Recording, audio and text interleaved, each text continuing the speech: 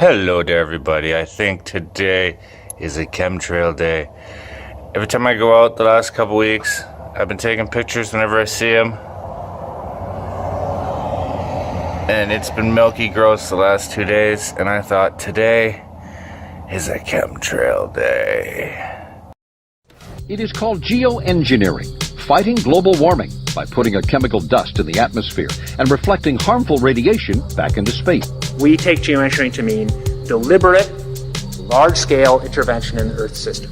There are a variety of schemes that have been discussed for geoengineering. A classic example is injecting reflecting particles into Earth orbit. Nevertheless, there might be some good reasons to think about alumina. It turns out, first of all, there's been a lot of work on the environmental consequences of alumina in the stratosphere. The big deal really is that alumina has 4 times the volumetric rate of forcing it for small particles as does sulfur. And that means you have 4 times less surface area for the same rate of forcing. And this is a much bigger deal. You'd have roughly 16 times less the coagulation rate, and that's the thing that really drives removal. So you could get away, we think, with much smaller mass fluxes. More chemtrails in the Okanagan. See, now that is a normal contrail. That's a contrail. Disappears as fast as it appears. Normal contrails. Those are chemical trails. So I'm going to show all these clips. Here we go, baby. Could a strange substance found by a southwest Arkansas man be part of a government test? Well, that's the question at the heart of a phenomenon called chemtrails, now getting widespread attention. Well, they say the government is dumping chemicals on us to control or manipulate the weather. And they say the unusual looking jet trails in the sky are actually chemical-laden chemtrails. People say the government is up there in airplanes spraying all kinds of chemicals to change or manipulate the weather, leaving what you see there, and they call that a chemtrail. So what I look at there and I think are contrails, you're telling me are chemtrails? Yes, that a contrail would be dissipated by now. And it's interesting, Dale and Christina, this is of interest not just in this country, but European countries and frankly all over the world. A lot of folks interested. Oh, look at this greasy little bastard trying to ruin my sky. Well, not my sky, but you know what I mean. You get it. I hate chemtrails. Now, is that just a commercial plane flying people? It's spraying. They lie to you. They tell you, if they give you any answer at all, that they're from or for to combat global warming. This is a lie because they created global warming on purpose to be able to blame humanity and hit us with the super carbon tax that's coming. It's all part of the plan. It's all part of the plan. This one's dissipating pretty fast. Maybe he turned it off or it's malfunctioning. There's a gap in between, but I pray protection. When I found out that the American Association for the Advancement of Science was going to be held down here and the main body of topics would be on geoengineering, I had to come. I had to be in on this. I had to hear what these top climate change scientists had to say. And that's the other question about chemtrails and whether geoengineering is being deployed right now without our knowledge. I don't have any personal insight into that, other than to say that I've worked in government at pretty high levels in the White House and at state government. I'm personally skeptical of that, but obviously you never know what you don't know. Chemtrails. On the internet, they are cited as proof of the government creating clouds to combat global warming. To say that I pray for the valley because a lot of wine and food comes out of here and people are going to eat that. And that's gross. I didn't vote for that. They're going to say it's to fight global warming. Operation Solar Shield it's called. Well, that's all a scam. They need the aluminum in the air for the 5G to be weaponized, to do any blue beam, holographic, fakery. I don't know, there's so much to choose from. Pick a topic, any topic. So that's why we see things like in the use aircraft patent from '89, they talk about aluminum. And that's why we're seeing in the surface water samples aluminum. And here's David Keith saying that aluminum has 4 times the reflective volume surface area. So they'd like us to think that we're talking about sulfur, but here they slipped up and let it out that aluminum is 4 times better to achieving their ends, and it sounds like it's going to be one they don't want us to know the effects of. The little picture is from a nanofabrication study, which shows you can make very high quality, and do this in just a jet in a very simple way, make high quality alumina particles just by spraying aluminum vapor out, which oxidizes. So it's certainly in principle possible to do that. There's a big literature that's already looked at that. And you could do that by either building new versions of these aircraft or even re-engineering existing aircraft. So there's some ideas of that. So you go to an engineering firm and you want this done. They don't say this is hard or unusual. They say, okay, yes, we could do it. Greasy little bastards. Really greasy. Chemtrails. Super greasy. Aerosol geoengineering looks like it is so cheap that the cost is basically not going to be an issue. That means that implementation decisions will be risk-to-risk decisions. The risk of doing it against the risk of not doing it. And it makes the problem of how we govern it fundamentally harder and different and novel. So I've told you that it's cheap to deliver materials to the stratosphere, and I'm convinced that's true. I don't think that will change. But I think the more we do research, the less easy this will look, the more complicated the environmental effects will look. And that's a good thing, because right now it looks too easy. So I think that if we do more research, we're likely to find out that it's harder and more complicated than we thought, and the side effects are harder to manage, and that's a healthy outcome that will make it easier to do the management. Of course, the opposite reaction is possible.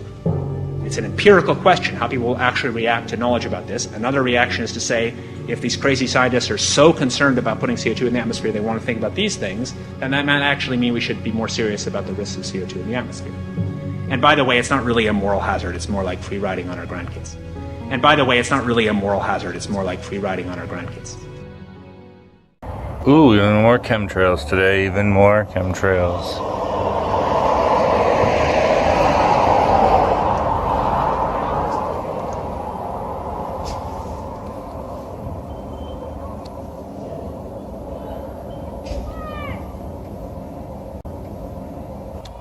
I guess X marks the spot. Filthy chemtrails.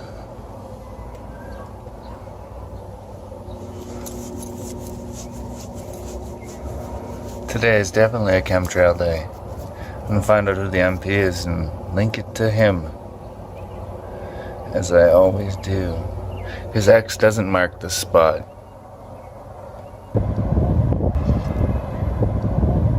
More chemtrails? But I don't think they're going to defeat this brilliant blue sky today. Well, maybe. I don't know. If they keep hammering and hammering us, I got to find out who the new MP is. I think Richard Cannings is done. Either that or he blocked me on Facebook because I couldn't link his name on Facebook. I ran into him on the park once and asked him a question or two, and maybe he blocked me. I don't know. If he's a Freemason, the municipality is run by Freemasons. Maybe bring suit against them for actually physically poisoning us. Bring signatures, a farmer who would attest to soil samples with pH levels of aluminum, barium, and strontium.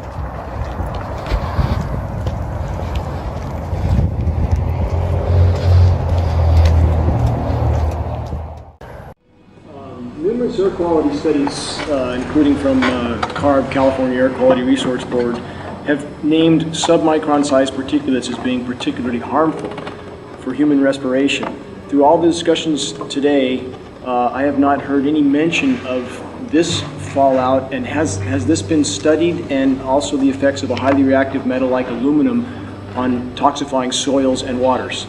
The question is, what would be the effects of these materials on human health if they came down into the stratosphere, in particular small particles in aluminum? So the collaborators of mine working on the aerosol scheme are actually folks from Carnegie Mellon who focused on human health impacts. And while we haven't published it, that was the very first thing we did. And while we haven't published it, that was the very first thing we did. And while we haven't published it, that was the very first thing we did, was do the order of magnitude calculation in level pencil and paper, but with an expert on human health impacts about whether there could be an issue. Well, look at all the chemtrails. They've been hitting us today. They don't like the sun being out. The demons. I use that figuratively and metaphorically, but the Freemason scum that run the world are demons. Controlled by demons, controlled by demons. So what do you think they're spraying out of those planes? You think that's vitamins? It's not vitamins. That's chemtrails. That's most definitely chemtrails. Look at the chemtrails. Oh, spraying their eugenic poison all over us. Nom noms. I suggest everybody Google a movie called What in the World Are They Spraying? And if you're one of these chemtrail denying humps, you should know there's proof that this eugenics poison is not good for you. Anybody with a brain can Google what heavy metal poisoning does to people. There's aluminum and barium and strontium and God knows what else in these chemtrails. So I mean, the blue pills will scream, "What are you, a stupid conspiracy theorist?" No, I'm a conspiracy realist. And there seems to be some kind of conspiracy, a plot, to spray us with poison, aluminum, and piss. They're going to say, Operation Solar Shield, it was to protect you from global warming. Global warming that we created just to put out a carbon tax. Well, it's pretty weak. Because there's literally aluminum and barium contamination found around the world, believed to be from these programs. Like, look, today over the Capitol looks like they're deploying some type of aerosol. Did you see it? No, I didn't, but good to see you. Many people are deeply concerned about it because of the toxicity of aluminum, and it has been addressed to Congress in various committees. Would you take a look at a letter from some of your constituents addressing the concerns?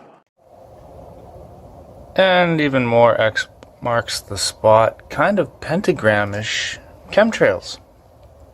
Yeah, that's not weird or anything. People better wake up. Maybe it's too late. Maybe they're about to gas us all. In which case, I'm prepared.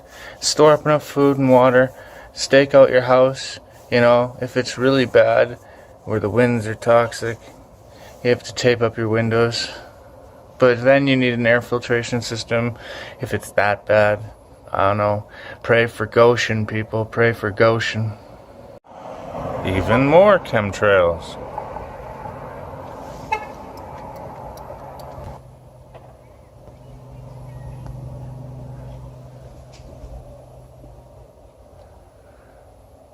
Yeah, the only way to fight it is to write our MPs or make videos like I do and link them on Facebook.